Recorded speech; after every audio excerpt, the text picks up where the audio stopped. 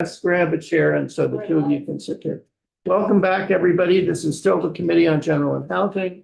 And it is still February 11th, 26th.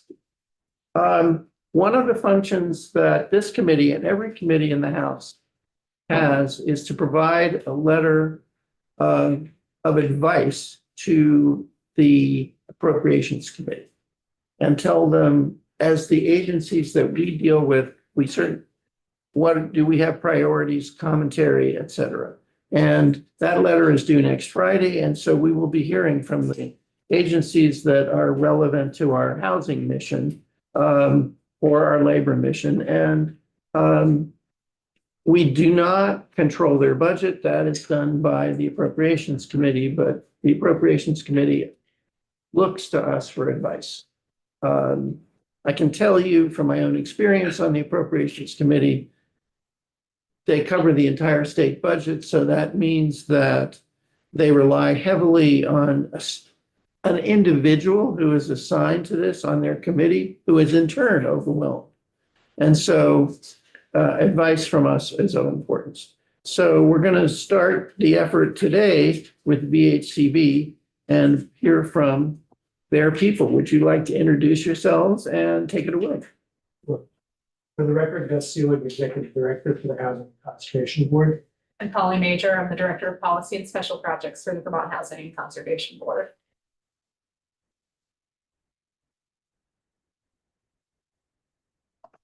I don't think we have to introduce ourselves.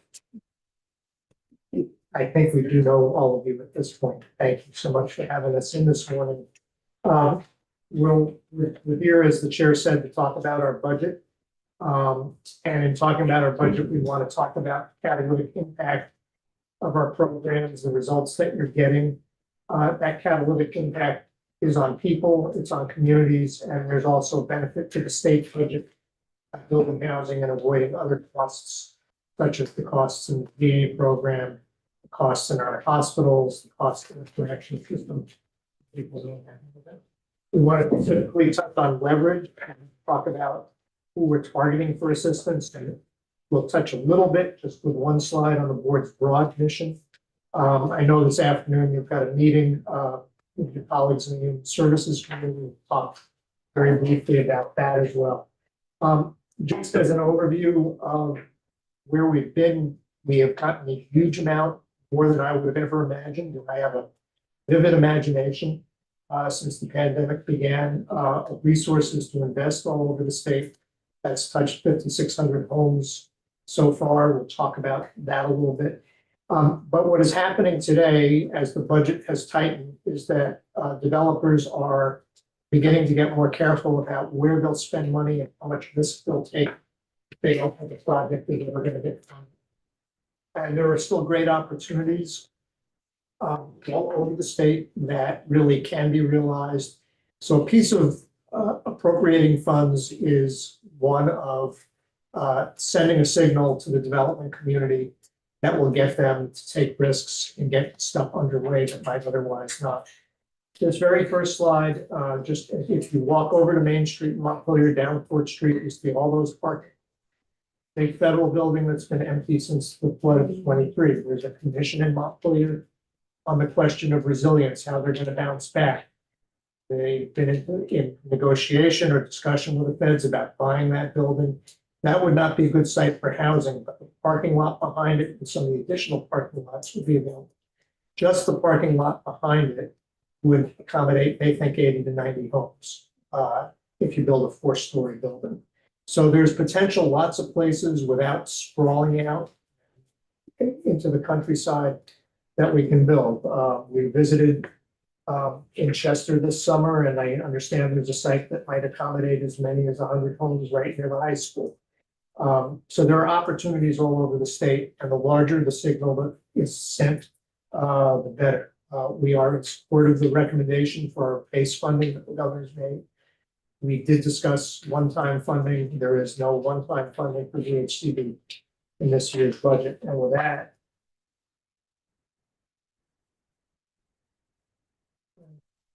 I'm going to turn it over to Polly to talk about the budget.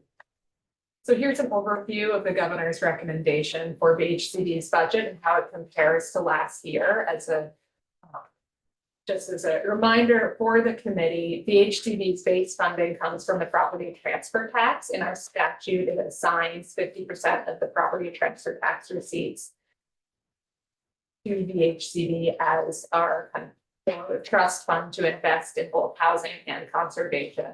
We then manage other dedicated funds for other uses. So last year, the legislature elected to put $5 million of general funds towards VHCB to broadly develop housing and $2.8 million in general funds to really focus on advancing one project in Burlington to serve people with developmental and intellectual disabilities. So this year, and then we also administer capital bill dollars. In the past, we've done that for housing and conservation. As the governor has recommended full statutory funding out of the property transfer tax for VHCB, the institutions committees have directed capital bill dollars just towards our clean water programs. Holly, if you refresh our memory, last year, the 7.8 million, was that in the government?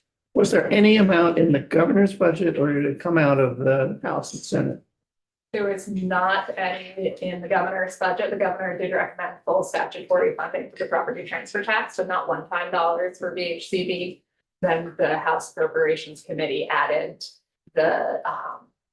added 5 million for housing development, and the 2.8 million was in the BAA that got swept into the end of the year budget.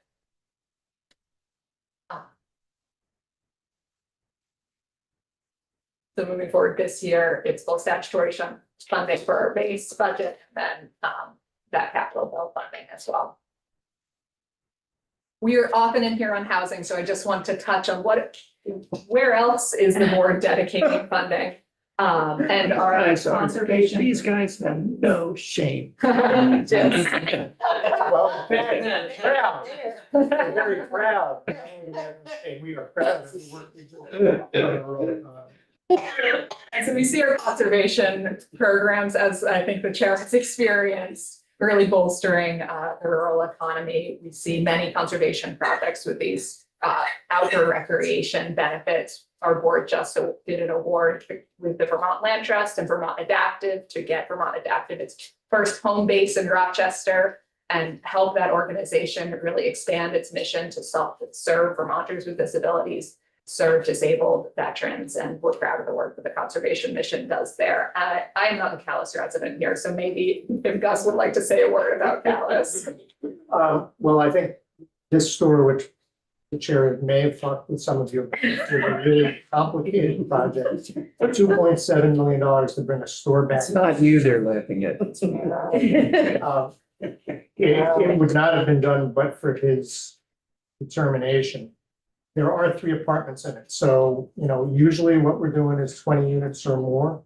The smallest project we'd ever done, other than doing single family homes bit by bit around the state, was 7-unit development for the elderly cap. But there are 3 affordable apartments that were wrecks before this building was taken on. So it's really brought life back to the village. It functions as a gathering place. It's one of about 6 or 7 stores we've now invested in.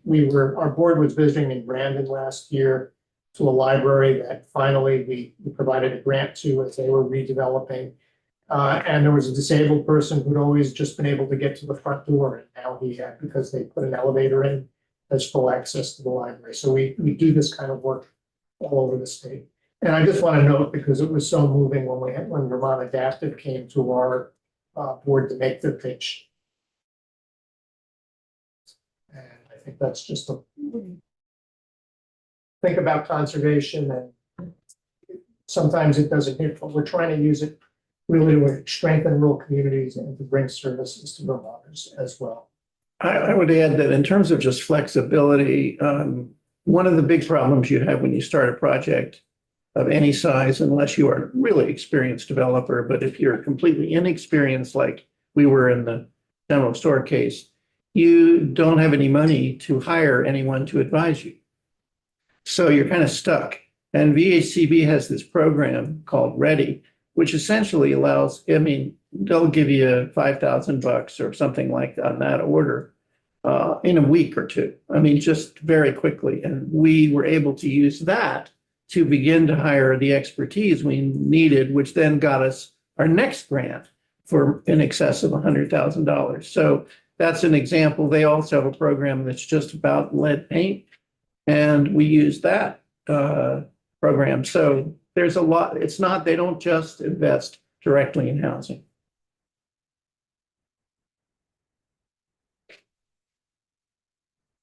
To move back to housing, I hear from us a lot. I wanted to capture on one slide really the suite of housing, of types of housing that our housing program can invest in. I think we're unique in that we have this housing fund that is able to respond to opportunities and communities, to real estate opportunities, really regardless of the housing type. So we're able to invest in home ownership. We're able to invest in manufactured home communities and have worked with about 50 communities across the state and have this suite of programs that are also targeted towards specific housing types like farm worker housing. We're really leaning in, and we'll talk more this afternoon about our work to support housing for people with intellectual and developmental disabilities. And our suite of housing programs runs all the way through to supporting Vermont's shelter network. We've invested in nearly all shelters across the state and helped double the capacity of the shelter network since 2020 with our investments. I will say that federal funds play a really critical role in our housing. You talked about the lead program. That's one that's wholly supported with federal funds. And we're really grateful for the congressional delegation that has directed a congressionally directed spending request through VHCB to continue to invest in housing over the coming years. We don't know when we're going to have that grant agreement in place with HUD, which state budget year that those dollars will hit. We hope to use them over the course of a couple of years. We can't get a good idea of what's going on with the $100 million earmarks from the newspaper articles. Can you enlighten us as to the housing, the quote 10 million for housing? So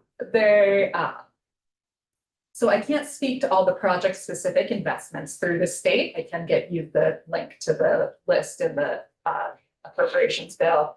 For VHCB specifically, the Senators Sanders and Welch created a fund for affordable housing development, $12 million at VHCB. When we discussed that fund with them and with the staff on the appropriations committee, the goal of that fund is to deepen affordability, to keep development going as we see contracting state and federal resources, and to really support service supportive housing as well. So really getting at that core part of our work around affordable rental development. That's what agency is doing that?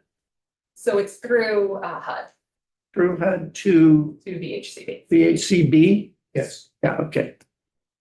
And we've managed these types of funds through earmarks in the past. In other words, 12 of the $100 million worth of earmarks that were just announced, 12.5 million came to VHCB to deepen affordability. 12 million came to VHCB to deepen rental affordability. Rental, okay. And there's a project specific awards that's flowing through us and a award to support shared equity home ownership. Often because we administer HUD funding, we have good relationships with HUD. So it's easier for us to administer an earmark that's running through HUD as a federal agency than it could be for a community department. That's why they've worked with us in the past that way. Thank you. You see a broad suite of programs here. There's really two guiding principles that tie this together, and that is affordability, targeting these homes towards Vermonters of low and medium income, and also the permanence of the investment. So I just want to touch on those as the pieces that tie this sprawling real estate development portfolio together. Just before you jump into the next slide, one thing we just did with Habitat for Humanity, that's the photo there. We made a small grant to the Rutland chapter that's bought a new facility, and they're going to be doing analyzed work in that facility. Two different service organizations, Rutland, that signed on as the volunteers to refill the panels, so they're gonna be able to build year round, and hopefully up their production. They're hoping to maybe expand that to other chapters in the state too. Affordability for Vermonters is something that we've talked to this committee about, and I resubmitted a memo that you asked us to put together last year that compares AMI to household income and details the types of professions. And the VHCD statute asks us to target rental housing at or below median income, with most of that below 60% area median income in those tax credit supported units. And then for home ownership, we can go all the way up to 120. Most of those are at or below median income. And what this means is that VHCB is able to serve a whole suite of Vermont's working professionals. Many of these essential careers that are making wages that make it hard for them to compete for homes in the market, like childcare workers, like teachers, like nursing assistants. And having the flexibility to have different income targeting levels in the homes that we support means that we can really serve Vermont's workforce. And this is important because Vermont's workforce is really locked out of the housing that the market can provide. What this is showing here is it's the income distribution of Vermont's renters. And what you see is that only a quarter of Vermont's renters, 26% to be exact, make enough to afford the average monthly rent in the state at 30% of their income. So 3/4 of Vermont's renters are paying, maybe in the situation, they're paying more than 30%, they're cost burdened.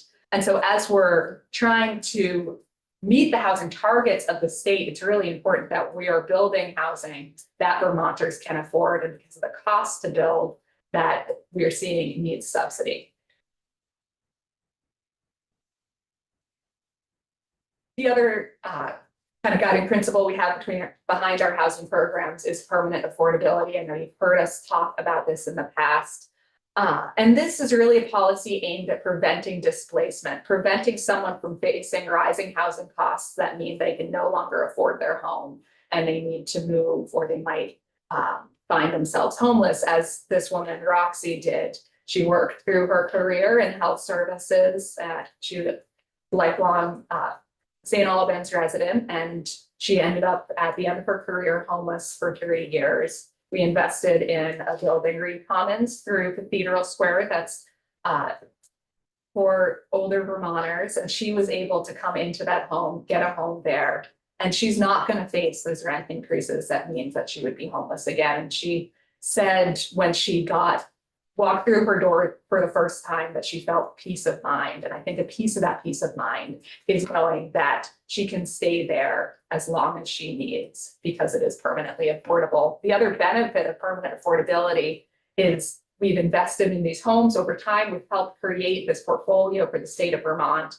And when the pandemic hit, when we started seeing an increase in homelessness, we also saw that permanently affordable portfolio start to house people coming out of homelessness. It was available there as a resource. So while we were housing people in new units we were building, like Roxy's in St. Albans, our partners around the state were housing developers and managers. We're also seeing that 36% of the units that were turning over, that they were leasing up, someone had left, someone was coming in, were going towards people exiting homelessness. And over that 5-year period, 2,000 Vermonters, formerly homeless Vermonters, were then housed in permanent housing within this permanently affordable portfolio. And that is I think, huge savings in terms of the GA program, what that would have cost to shelter those people through that program rather than through affordable housing. There's been some great research and great effort put towards defining Vermont's housing need and then regional and local housing targets. The HFA put together this chart that I'm sure you have seen many times this session that breaks down, of those housing units we need to build, how many of them need to be affordable to different segments of the Vermont population to ensure that, yes, we meet the numeric goals of the number of boxes we need to build, but we also meet the economic goal of housing the Vermonters who are here and looking for housing that's not going to cost burden them. You see that blue section that's below 80% AMI. Those are the homes predominantly that BHTB investment is helping to bring online, that market investment is struggling to bring online because of the cost of housing. So in order for Vermont to meet its housing targets, its housing goals, continued subsidy to build those homes that fall into the blue is really going to be critical. And I will turn over to Gus to talk about how we've been able to do this at scale the last 5 years. So I think one of the benefits that we provide is sometimes early dollars into a deal what we report to you on are the units that we are directly funding. So we have funded new construction in the TIF district in St. Albans. That's brought other developers to the table. So there's now something like, we've invested 194 units in the TIF district, at 150 are new units, including that elderly building that Roxy moved into that opened this fall. There's another 120 units that private developers have built in the TIF district. Similar thing at Cambrian Rise in Burlington and the Newtown Center. In South Burlington, Stone Crop, in Middlebury, the picture there earlier, we're the first dollars in, the first buildings that get built, and then there's more private investment. That's what happened with a private developer in Morrisville, is he had plans on Gordon Lane to build a number of apartments. He decided that the best thing he could do in order to get the housing built faster was to flip the first 30 units to our local housing partner there. And then he immediately was able, because his capital had been freed up, build 30 more market rate units. So that's sometimes an impact that we're having. We don't report, that we supported 60 units in Morrisville. We report on the 30 that we invested in, but we're seeing that catalytic impact across the state. You had a discussion with the Ride Your Bike folks, which have just given us a proposal. If we had one-time funding, this is something we would love to do. We'll do whatever we can as we review their application, but they need close to $7 million for 67 of 200 units in this development. Again, the catalytic impact is a whole lot of housing will get built if we can make an investment here, but it'll be hard to put a huge percentage of our budget just into one project in 1 year. Is question about that. The 7 million or so that they It's a little want, under. yeah, okay, that they want from you. Is that? I assume that's part of a capital stack that includes federal tax. They want to use the 4% tax credit. So yes, there will be tax credit. This will be what's called in the business an 80-20 deal. So 80% of the units will be market rate, more or less 20 or 25%. Somewhere in that range will be affordable. So do you have any sense as to what the leverage of your 7 million will be in terms of what the other sources that would not be used but for your 7 million? What I can tell you is that the 204 units they hope to build is probably about $100 million project. And I can get you precise numbers, but it's in that range. So if you think about $7 million unlocking, you can look at it just in terms of a condominium that will be permanently affordable. You can look at the larger project. The larger project is a little under $500,000 a unit that they're building. And that's with the economies of scale that comes with building a 200 unit building. Debbie, I just had a question on this Ride Your Bike. Is the builder a Vermont builder or out-of-state builder? There are a lot of in-state investors from the Burlington area. They've brought in a group, the Rose Company, that's actually masterminding and putting financing together for the deal. The Champlain Housing Trust will have an interest. They'll be our grantee and our partner, provide funding to the project and some sort of option purchase at the end. Should it all happen? We just got the application a week ago, so this is just like, if there's more money available, this is the kind of thing that can happen. Just as someday there could be housing, unfortunately. Right, but so are you saying it is a out-of-state builder or? We don't know who the builder would be Okay. yet, the builder itself, the developer company is It's from out out of of state, they've built okay. all over the country, this will be their Right. first Vermont investment, and this is probably much larger than most Vermont developers would undertake on Exactly. their own. Thank you. But it is, again, in terms of the question of how do we use the state money to bring in private investment? This is a good example of it.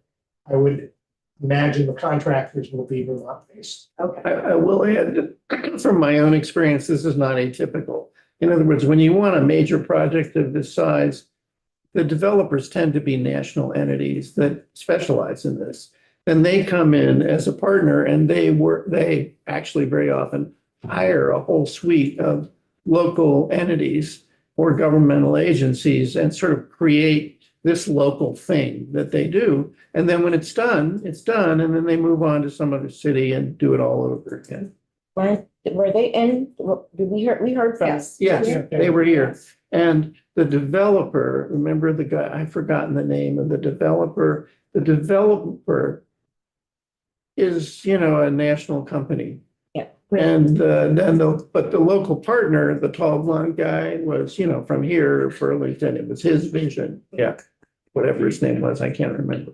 Yes, Scully. Russ Scully, yeah, Scully. right, thank you. Go on. Okay, so this chart just shows you what's gone on with our funding over the course of the last number of years. And in 2020, fiscal 22 is when we got the largest investment from you, and we put a lot of it to work.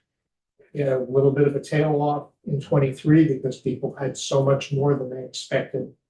And then in 24, we built back up, and then you can see what's happened to our funding in 25 and 26. So the trajectory is downward, and that's why I say the signal that we can send to the development community is really one of, you're gonna have to be more careful because we're not sure that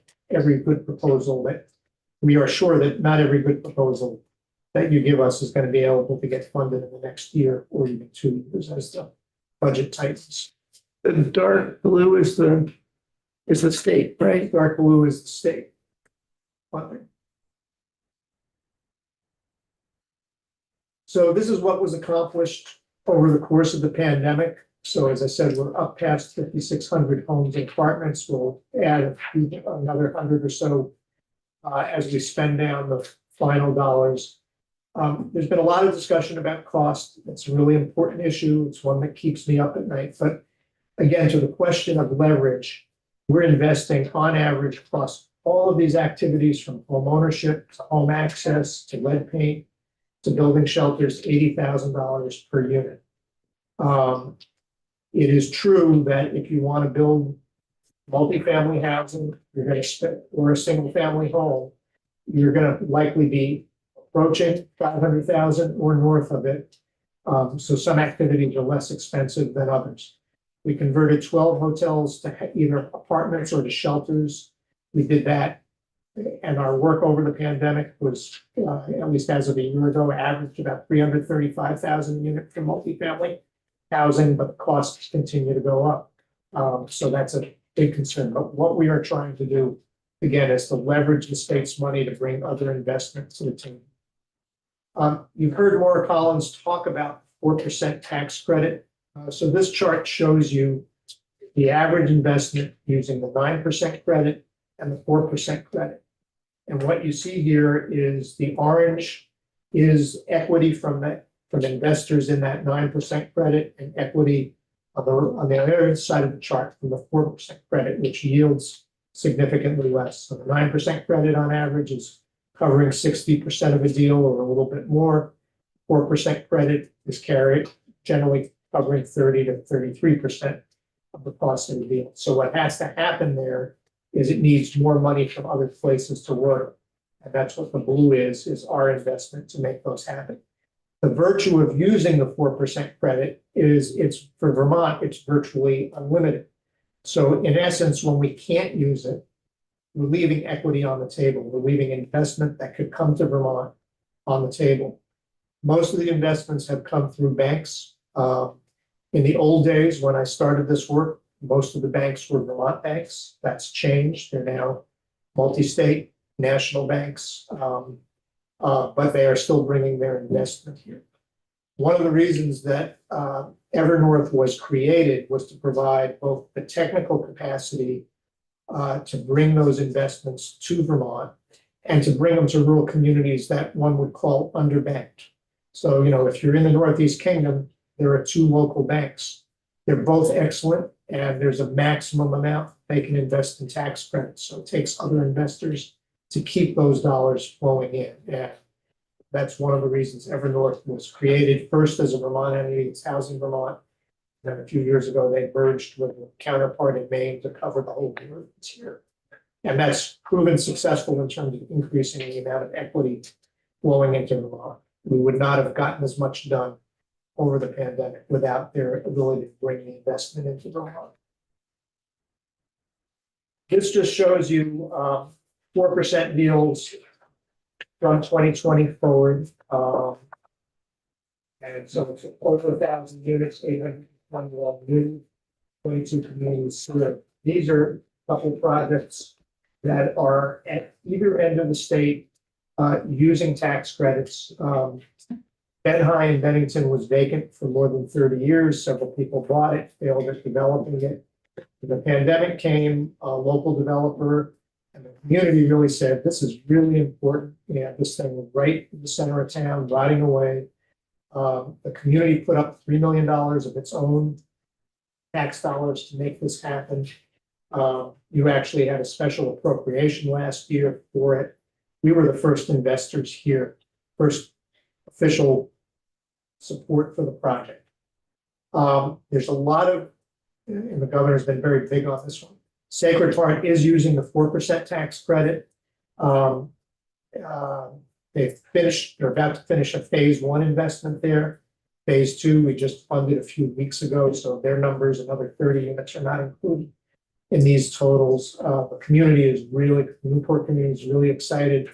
And you can see if some of the people are going to have great views of the lake from here. And there's room for more development there. So Rural Edge has been doing a great job pushing this project forward. There'll be a third phase at some point. Hopefully there'll be some home ownership on the site. It's a short walk into the downtown. And again, a facility that's been vacant for 30 years. I talked to Senator Engels about this a few years ago. He's a realtor. He said over the years he'd taken 4 or 5 clients through there. Nobody could ever make the numbers work. And he said to me, now I understand your role. You're here when there's a market fit. You're here when the numbers don't work. And that's exactly true. There's been a lot of old schools over the years. Beautiful building in Waterbury Center. Couple schools in Rutland, the Watkins School, former Catholic school that we worked on that have been converted into housing. And my guess is that'll be a bigger part of our business in the years to come. This goes to the question of leverage by project type. And on the left-hand side of this chart are shelters. Very hard to leverage other dollars for shelters. Can't use tax credits for shelters. Whole bunch of HUD programs will not fund shelters. So we're often the major, if not only funder. Where here's an opportunity for leverage is in a community like Hartford in the Upper Valley, where there's all kinds of fundraising capacity. When we've worked with COTS, they've been able to raise money in the Burlington area. But it's pretty tough to raise money for shelters. On the right side of the chart are multifamily rental deals. And so what you see here is a combination of the yellow of primarily of private capital flowing in, whether it's the 9% credit or the 4% credit. I probably should have said, but I think you've heard this before, the 9% credit has a limit to it. And that's why if we could have unlimited 9% credits, that's what we do. But the feds hadn't done that. And in fact, I think one of the best things I ever did in my career was the tax credit used to be provided on a per capita basis. And about 2000, I was taking Jim Jeffords on a tour of housing developments. And he said, how can I help? And I said, Senator, can you get us an all-state minimum? And that raised the annual allocation of tax credits from $750,000 a year close to $3 million, which then turns into $25 million of equity. So he did that. for us, but without that, we would have only been using 4% credits for all these years. Pipeline, we are gonna have, with just $6 million or so left in this year, $20 million coming at us. We think between this year and next, we'll have $70 million in applications. So if there is any ability to take a look at the budget and find more resources, we're happy to put them to work. I should say that the governor did put a significant amount for shelter in his budget to the Agency of Human Services, and you should just understand that they are contracting with us currently to actually administer those funds with the projects. Is the, can we drill down a little here? So housing 70 million, what does that mean? What is that 70 million? Is that projects that are, will, you think would apply? That we see as what the pipeline could produce depending on the signals that we send to it. If we tell people who are in early feasibility, you know, we're only gonna have $30 million next year. And that will slow down the pipeline. People will stop hiring architects, engineers, spending money on permitting, spending money on feasibility, depending on what the budget is. Is that 70 million? That's applications That's to us. your That's application. That would be money that you would fund. It's not the total. It's not the total. Right. Right, yeah, it is. You know what, how many units that would be? I'll get back to you with that number. I don't have it at the top of my head.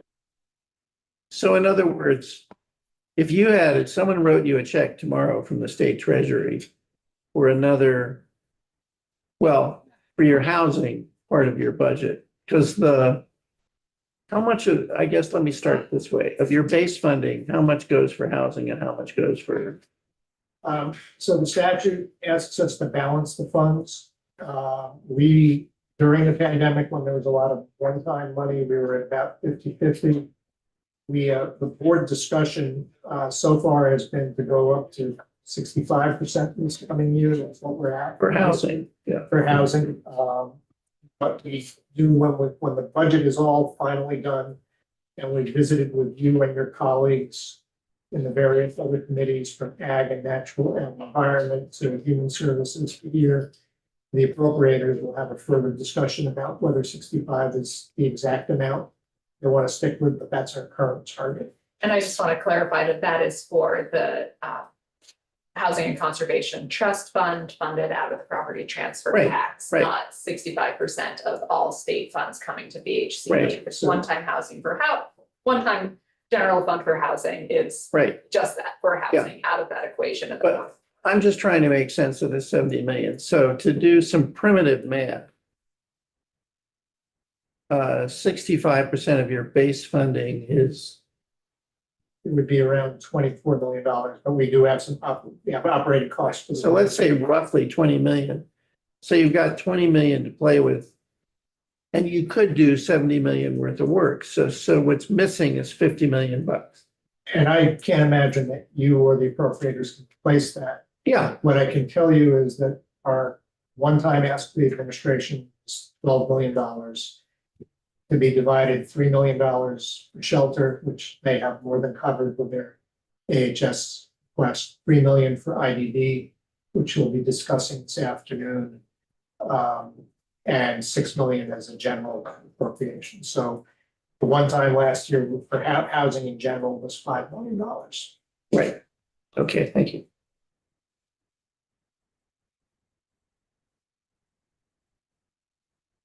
Other questions?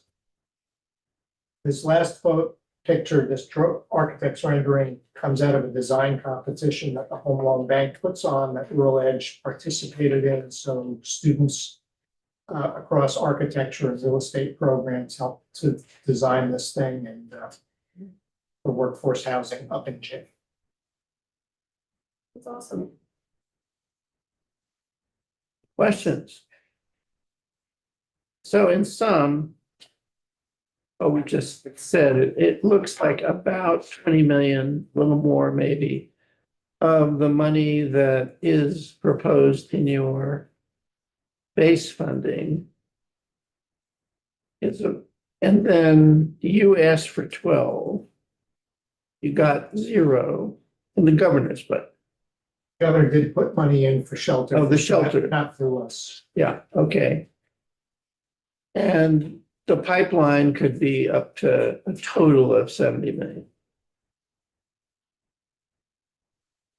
I think it would be good to know the number of units that 70 million would support approximately. We'll get that number to you Thank in you. short order. Other questions? Thank you. So, oh, Yes. go. Is every dollar you have right now is allocated, I'm guessing? We have a few million left. We have applications coming to us in March, May, and June. Will those, do you have money left over or there's more applications than money? We expect $20 million in applications chasing a few $1 million. So we expect it all to be allocated. Pending underwriting. Other questions?